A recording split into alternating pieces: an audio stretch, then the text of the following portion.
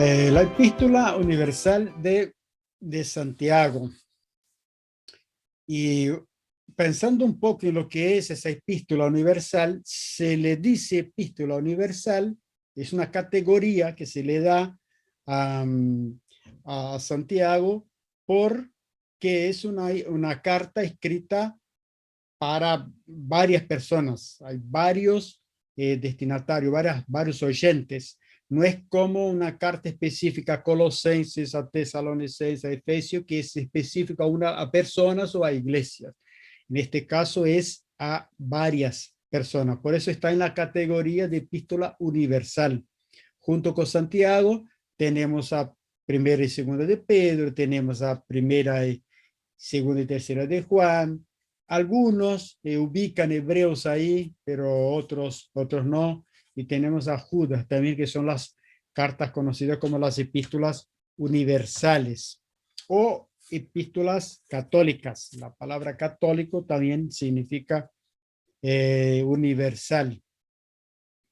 Y lo lindo de Santiago es que es un libro muy práctico, es un libro que va a estar tocando partes de nuestra vida cristiana y va a estar desafiándonos a, a esa fe viva, a cómo ver resultados de esta fe. Entonces va a trabajar mucho lo que es el carácter cristiano, pero en aspectos muy prácticos. Por eso una de las cosas que se ha pensado en la división de estos capítulos es trabajar con temas cortos para que podamos estar hablando y pensando en aspectos de la vida cristiana importantes para la vida, ¿no? Como son cuestiones del habla, la sabiduría,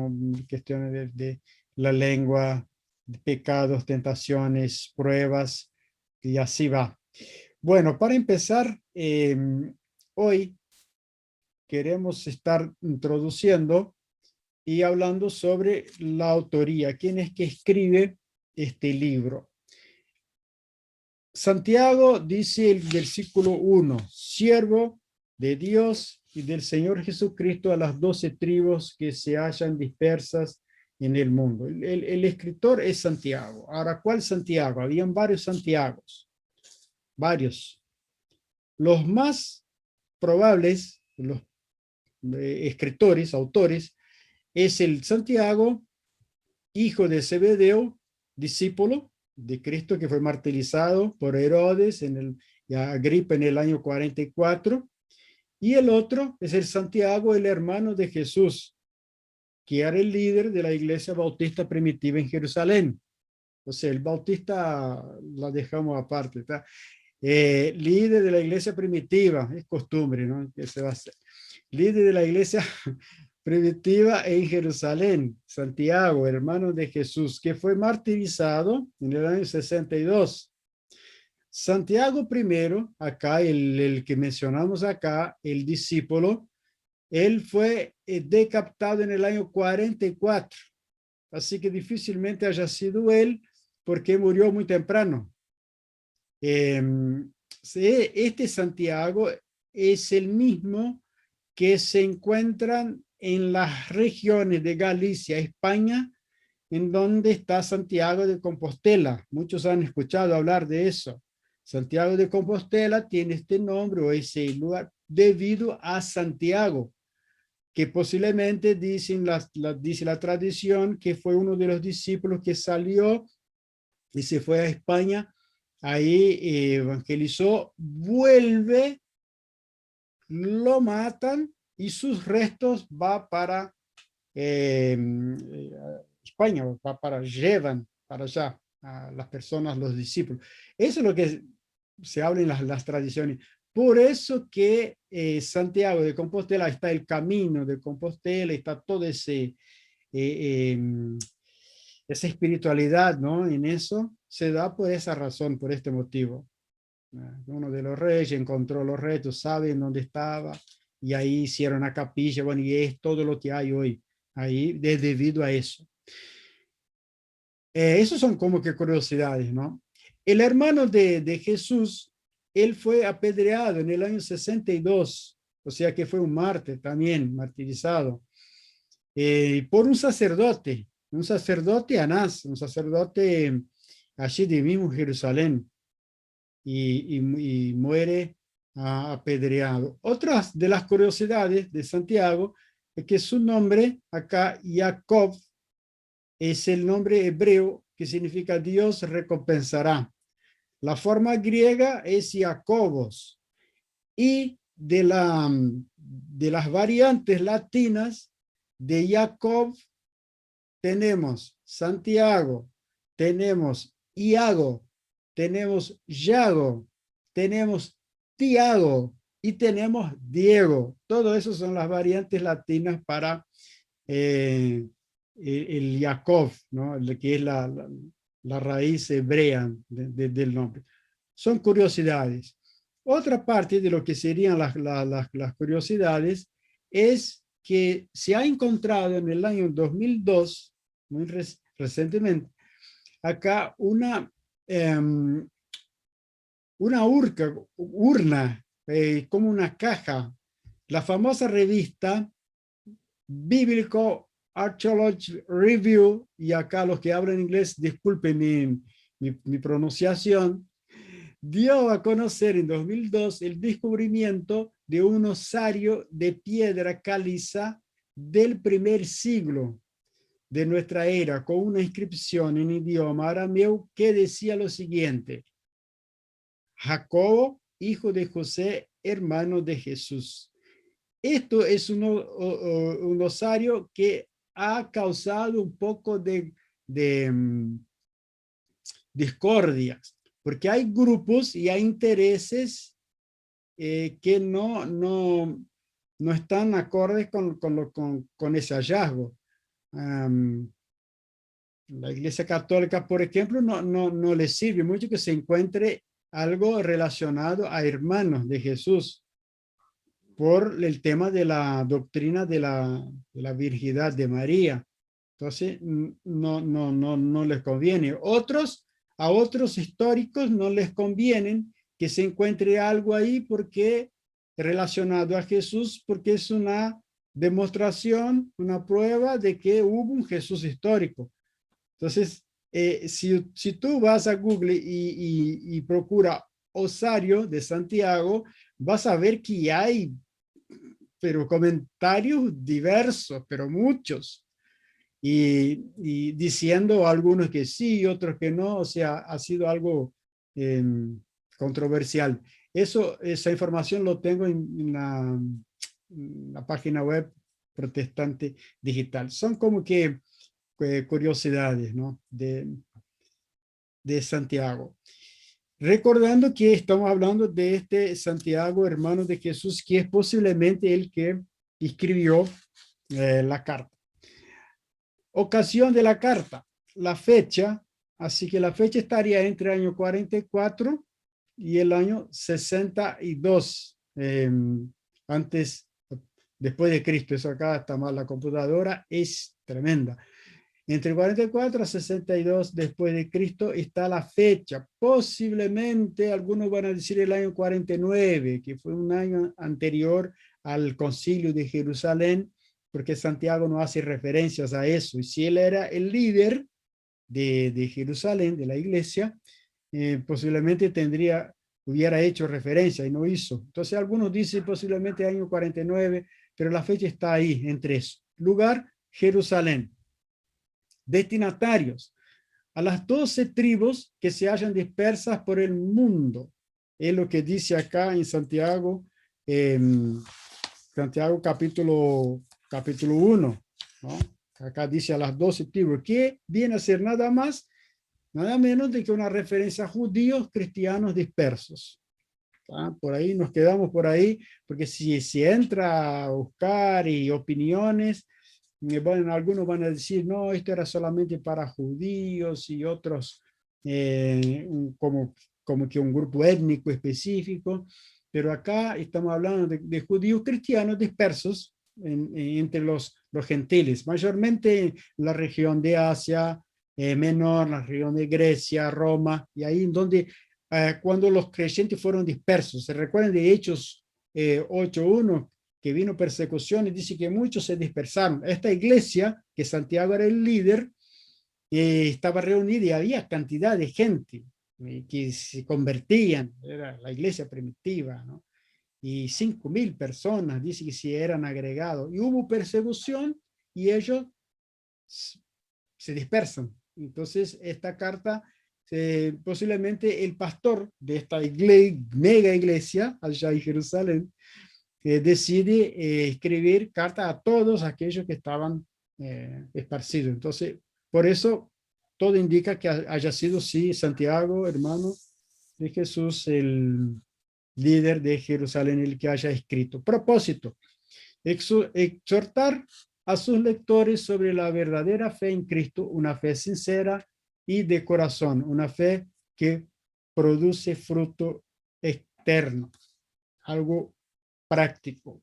Es lo que nos desafía Santiago en ese tiempo que vamos a estar compartiendo de sus enseñanzas. Y vamos a empezar entonces con el primer tema para hoy, que queremos hablar sobre alegría en las pruebas. Alegría en las pruebas. Vamos a leer del versículo 2, que el 1 ya hicimos referencia, hasta el versículo 8.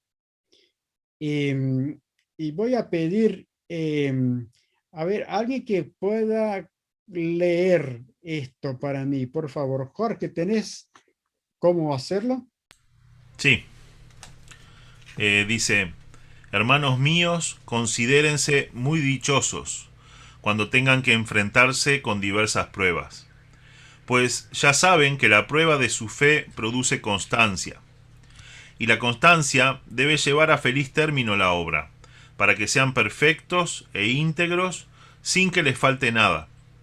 Si a alguno de ustedes le falta sabiduría, pídasela a Dios y Él se la dará, pues Dios da a todos generosamente sin menospreciar a nadie. Pero que pida con fe, sin dudar, porque quien duda es como las olas del mar, agitadas y llevadas de un lado a otro por el viento. Quien es así, no piense que va a recibir cosa alguna del Señor. Es indeciso e inconstante en todo lo que hace. Gracias. Oremos una vez más. Dios amado, una vez más, ante tu palabra, Señor, y nos sentimos desafiados, a Dios, a permitir que tu Santo Espíritu y que a través de esa palabra pueda estar cambiando ideas, pensamientos, Sí, Señor. la manera de ver las cosas, oh Dios. Solamente, oh Dios, a través de una actuación de tu Santo Espíritu para que eso sea posible. Y queremos decirte, oh Dios, que estamos con nuestras mentes, nuestros corazones atentos y abiertos, a Dios, a lo que tú tienes para nosotros en esa mañana, a través de tu palabra. Gracias. Amén. Alegría en las pruebas. Hemos escuchado aquí algunas situaciones, ¿no? Y lo que compartía Pedro, mismo situaciones de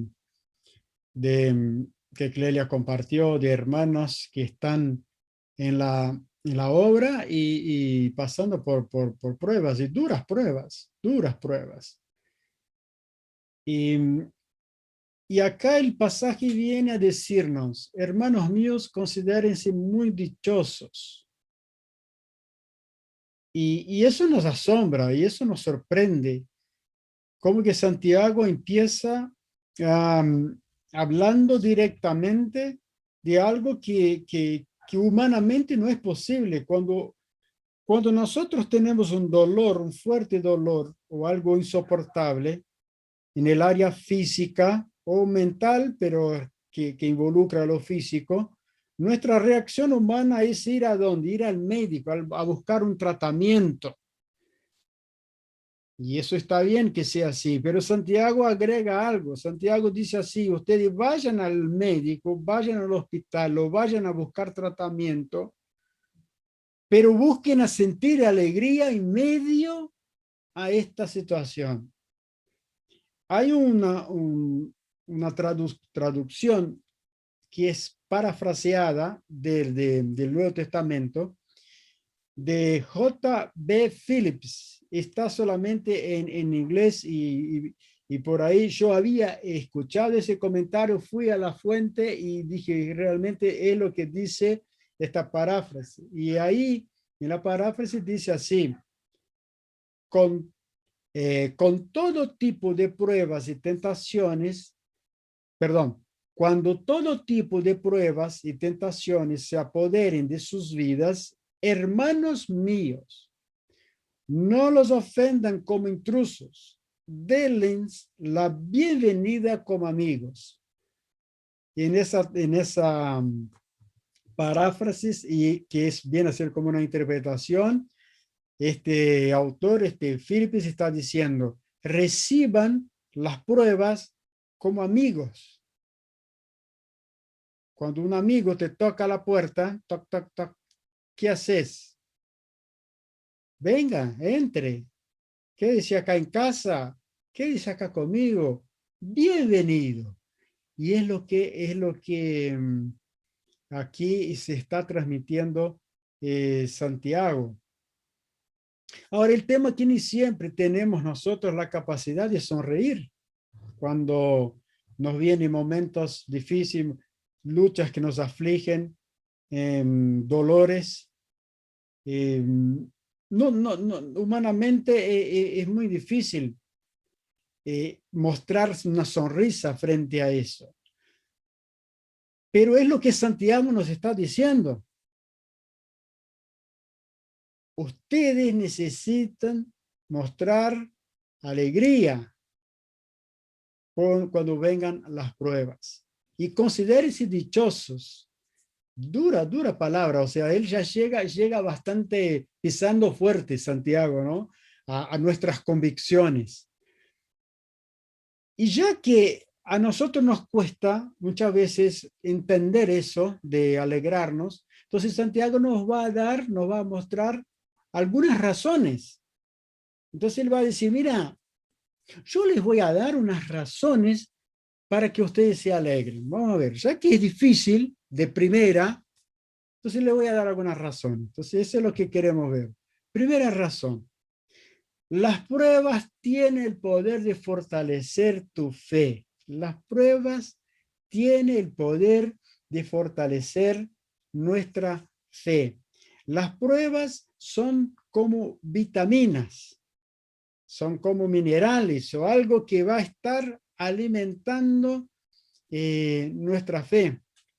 Las pruebas tienen el poder de refinar nuestra fe, lo que nos va a decir en 1 de Pedro, capítulo 1, versículo 7, para que sometida a prueba vuestra fe, mucho más precioso que el oro, el cual aunque perecedero se prueba con fuego, sea hallada en alabanza, gloria y honra cuando sea manifestado Jesucristo.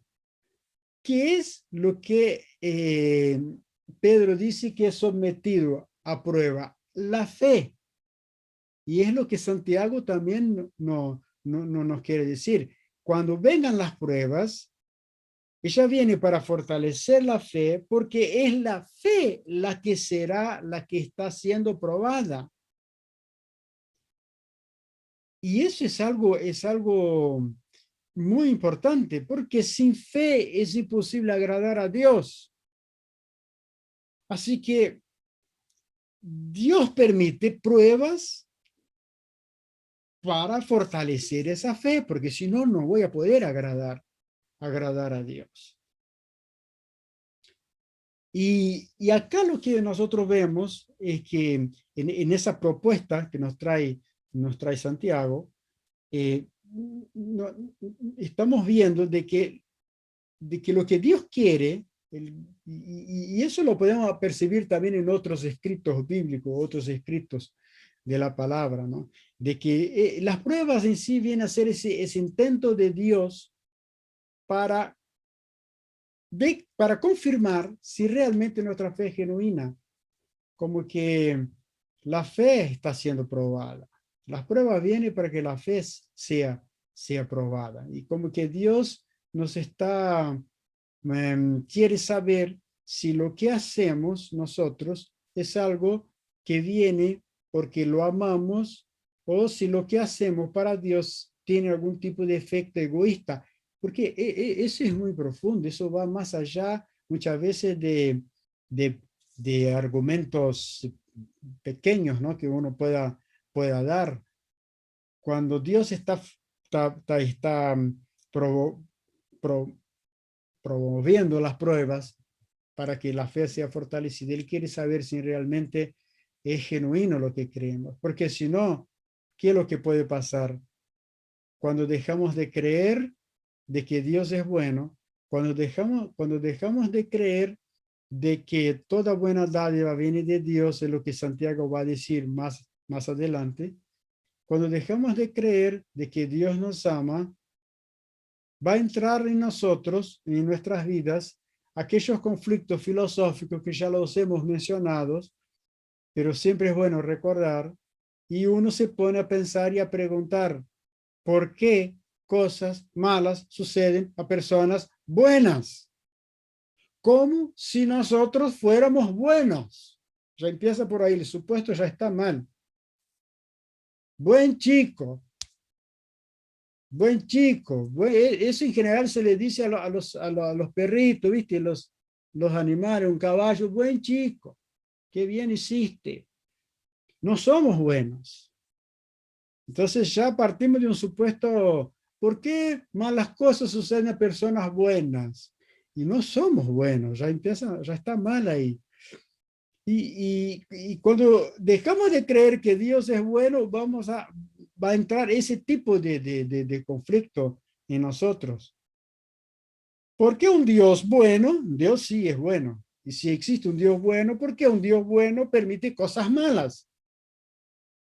Y ahí entramos a filosofar y a preguntar y a cuestionar, y cuando en realidad eso es falta de fe, nada más que es falta de fe, y no vamos a poder nosotros comprobar la existencia del mal. No hay cómo comprobar. Filósofos lo están intentando, teólogos lo están intentando explicar. Muchos intentan explicar por qué existe el mal y no van a encontrar respuesta a eso. No vamos a encontrar. Pero sí, la respuesta que vamos a encontrar es la respuesta que le podemos dar al mal que nos sobrevenga. Esto sí le podemos hacer. ¿Qué es lo que le podemos decir a la prueba, aquella que me trae dificultad, que yo veo como mal? ¿Qué es lo que le puedo decir? Yo lo que te puedo decir, prueba, es que Dios es bueno. Yo lo que te puedo decir es que Dios sigue siendo soberano. Estoy yendo y entrando en ese hospital. Estoy ahora entrando, me ha venido un dolor insoportable, voy a buscar tratamiento, estoy entrando, pero entro en ese hospital sabiendo que Dios sigue soberano, que Dios es bueno. Nunca hay que perder eso, nunca hay que perder, porque es ahí en donde se va a minar nuestra resistencia, la fe. No hay que perder, Dios sigue siendo bueno. Dios sigue siendo soberano. Me recuerdo mucho de palabras del misionero Mario Loss, cuando en una de las charlas hablaba sobre conflictos, luchas en el campo misionero y estrés que muchos misioneros pasan en el campo, y lo que Pedro compartió hoy y lo que otros misioneros y aquellos que sirven al Señor en cualquier campo, ¿no? En cualquier, sea interno o externo, lejos o cerca, cuando vienen pruebas, eso como que potencializa, ¿no? El estrés y el dolor y, y la presión, y queda más difícil. Y Mario Loss decía, cuando vengan momentos así, nunca se olviden que Dios les ama. Jamás se olviden que Dios les ama, porque Dios sigue siendo soberano. Pase lo que pase, Dios sigue siendo soberano. Así que la fe viene, la prueba tiene ese poder de fortalecer la fe. Y una persona que pierde esa fe o que deja de creer, es como que como aquel creyente que se empieza a desvincular de la rama, se empieza a desvincular de la vid, o sea, la ramita que se empieza a desvincularse de la vid. Jesús decía, yo soy la vid, vosotros sois la rama.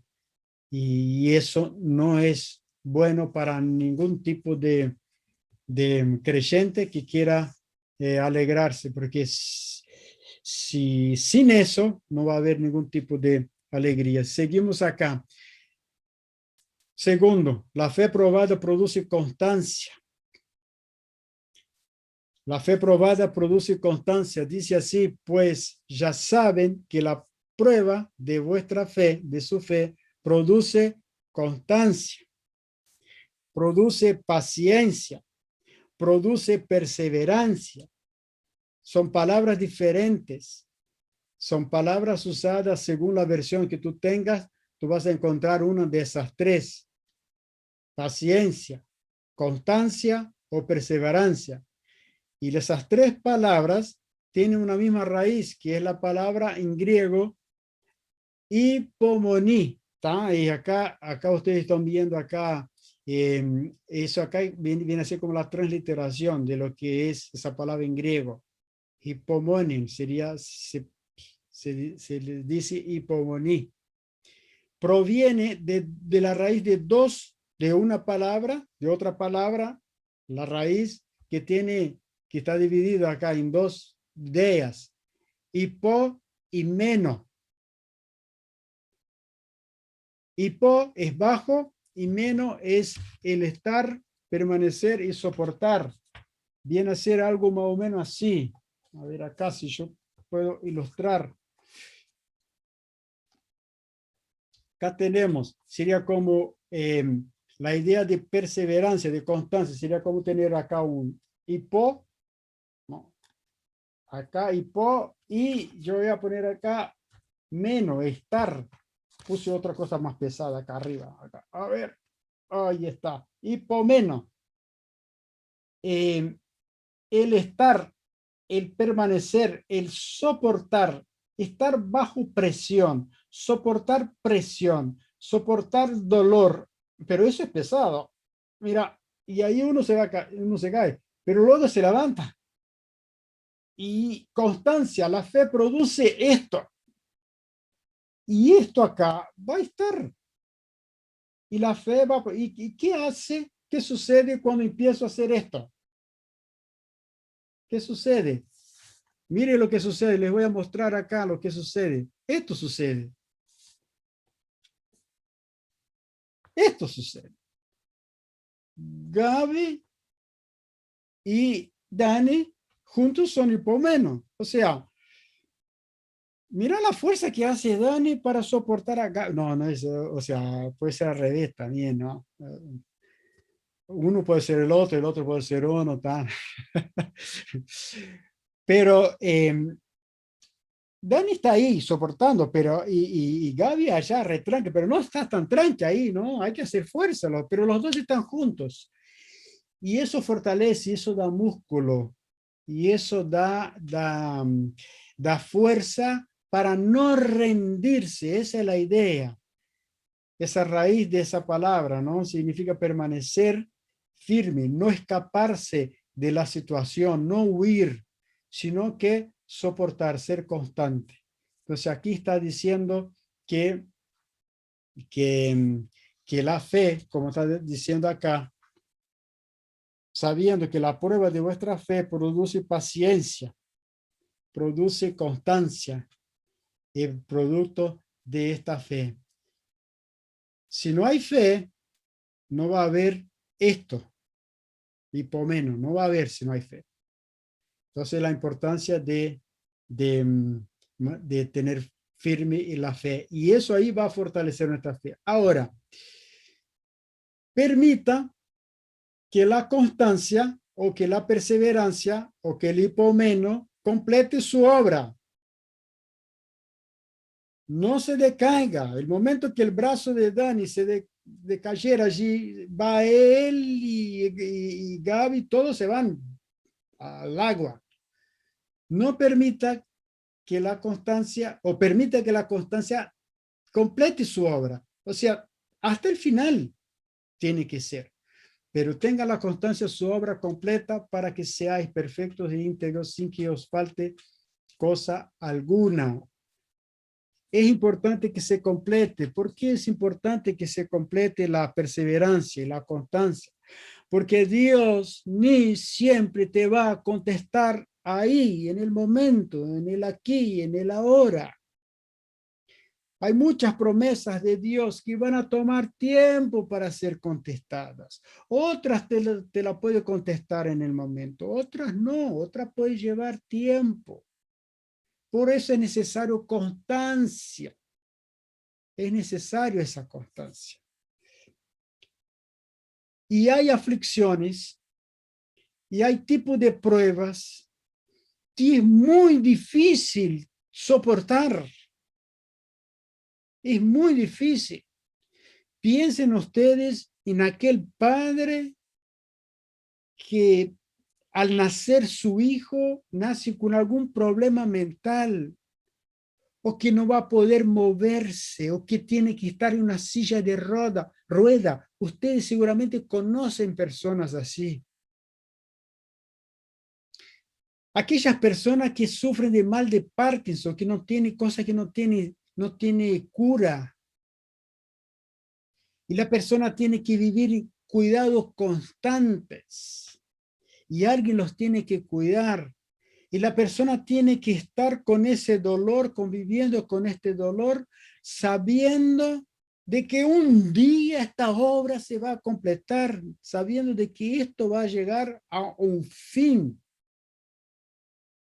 Porque si no se sabe de esto, si no está seguro de esto, va a suceder lo que sucede en muchos de los casos que hemos visto nosotros. Personas que intentan quitarse la vida porque ya no lo soportan más. No soporto más dolor, tanto dolor. Sin fe, sin la constancia, no podré soportar dolor.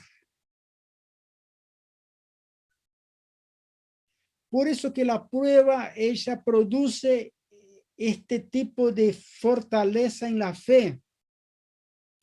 Así que Santiago dice, hay cosas buenas en la prueba, porque me va a ayudar a superar otra, porque esta prueba vino, pero se fue, y vino alegría, pero después vendrán otras, y si yo estoy fortalecido, eso me va a ayudar a llevar a cabo, aunque sea en aquel último día, que esa obra se culmine, pero esa obra se va a completar con constancia, se va a completar. Yo me recuerdo de un hermano allá en Las Piedras, un hermano muy querido, Néstor Duarte, algunos quizás le recuerdan.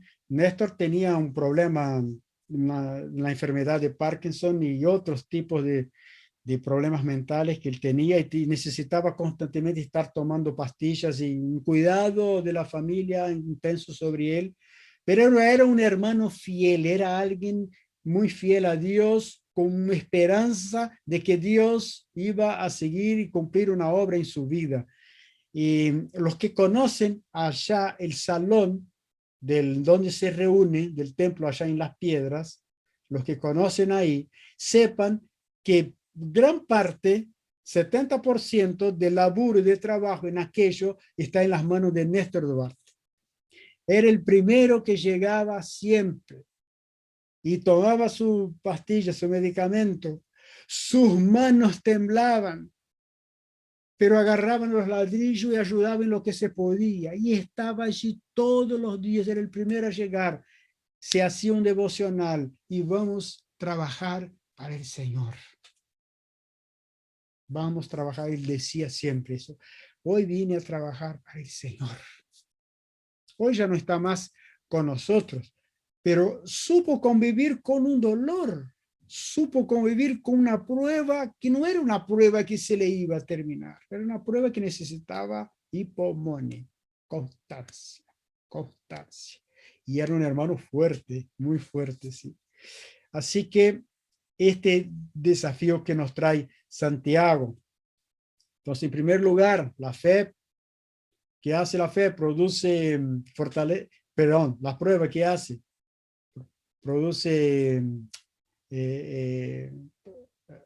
la fe va a producir en nosotros, la prueba va a producir en nosotros esa fe, y esa fe tiene que ser constante, y esa fe también va a llevarnos a lo que es madurez, porque la constancia va a llevar a ser personas íntegras, personas perfectas, pero tenga la paciencia, su fe completa para que seáis perfectos y íntegros, sin que os falte cosa alguna. La palabra perfecto ahí tiene la idea de madurez, y íntegro tiene la idea de irreprochable.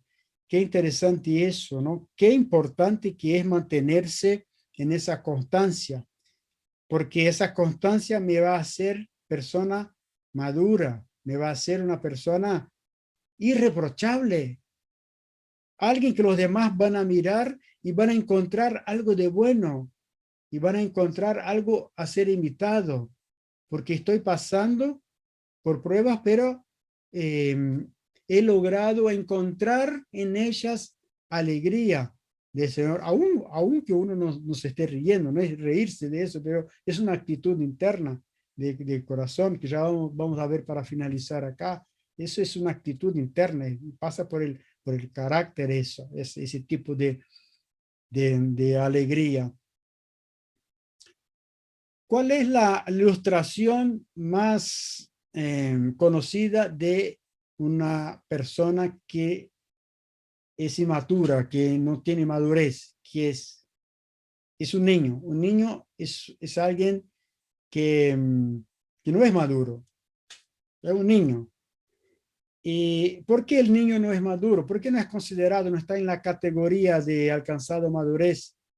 Porque el niño llora cuando no tiene que llorar. No tiene que llorar ahí. Los padres le están cambiando los pañales, y para su bien, y él no quiere. Ya, se tira.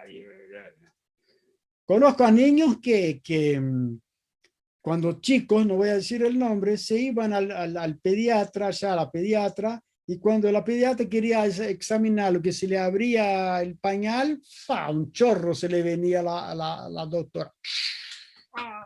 No, otra vez este chico. Bueno, no voy a decir nombres porque eso es muy, muy privado. Pero niños hacen cosas inmaduras, y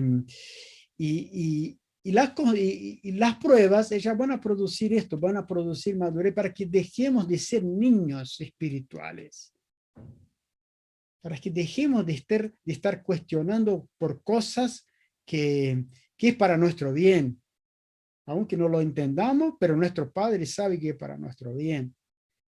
Y las pruebas van a producir esto, van a producir inmadurez, y van a producir en nosotros personas en las cuales no se les puede acusar legítimamente, no se les puede reprender o hacer cargos en su contra, porque es alguien irreprochable. Y finalizando acá, Santiago nos va a decir ahí en el versículo 5 al versículo 8, y voy a pedir, Ale, ¿tenés facilidad para leer? Ahí, ¿podés habilitar el audio, por favor?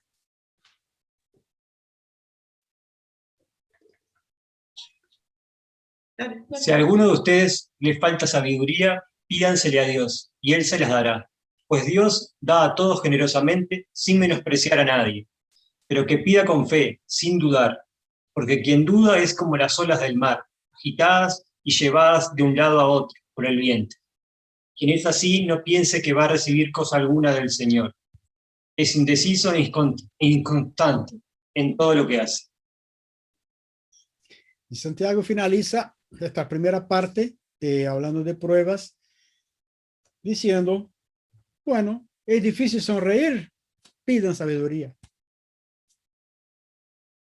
Y es difícil, por eso hay que pedir sabiduría. Sabiduría es diferente de inteligencia. Inteligencia es algo que está vinculado a nosotros. Inteligencia sale de nosotros, una capacidad para solucionar problemas, cuestiones, pero que sale del ser humano. La sabiduría viene de lo alto. Y acá lo que hay que pedir es sabiduría, algo que venga de lo alto. Y Santiago más adelante, vamos a tratar de eso más adelante por el capítulo 3. Santiago va a decir que la sabiduría que viene de lo alto es primeramente pura. Después es pacífica. Es amable. Es benigna. Es llena de misericordia. Da buenos frutos. Es sin incertidumbre y ni hipocresía. Entonces está hablando de que sabiduría, algo que viene de lo alto, es algo relacionado con carácter, es algo relacionado con mi manera de reaccionar frente a las situaciones.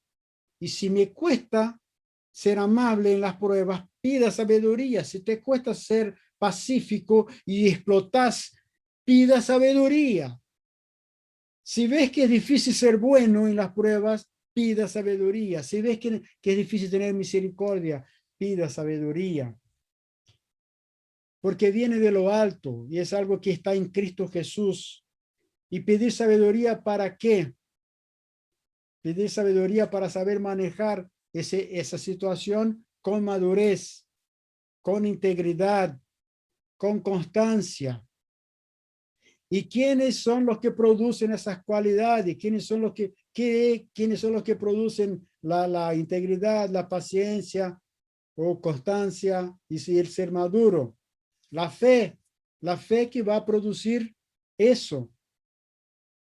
¿Y qué es lo que fortalece la fe? Las pruebas. Así que no hay cómo separar, pedir sabiduría de pruebas. Pedir sabiduría es como está diciendo, Señor, manda pruebas. Y, es una, por lo menos el texto nos lleva a eso, ¿no? Por ahí podemos entrar a estar hablando y sacando mucho más jugo de todo eso, ¿no? Pero es un poco lo que Santiago nos está llamando acá. Santiago lo que él quiere es decirnos, ustedes necesitan pedir sabiduría para saber lidiar con las pruebas, para saber lidiar con ellas. Pidan sabiduría. Y sabiduría es el fin, ¿no? Por lo cual Santiago ora y acá él lo va a repetir en otras partes del libro y vamos a volver a eso, a ese concepto, ¿no? Pero en suma está relacionado a un cambio de carácter. Pedir sabiduría está vinculado a pedir un cambio de carácter para de esta manera y eso ser de soporte para que cuando vengan las pruebas que podamos tener otro tipo de actitud. Y una oración, quisiera hacer una oración, yo la escribí, yo la estuve haciendo, digo voy a escribirla para que podamos decir amén juntos acá. Así que mis hermanos, al venir cualquier prueba en esta semana, que el Señor nuestro Dios nos conceda, te conceda a ti la gracia para sonreír, porque sabemos que seremos fortalecidos en nuestra fe, lo que a su vez dará frutos de constancia, de paciencia, de perseverancia, de madurez y de integridad. Danos, Señor, la sabiduría de lo alto para que reaccionemos según el carácter de Cristo en toda pureza, pacificación, amabilidad, misericordia y de buenos frutos. Y todos decimos, amén. Así sea, mis hermanos.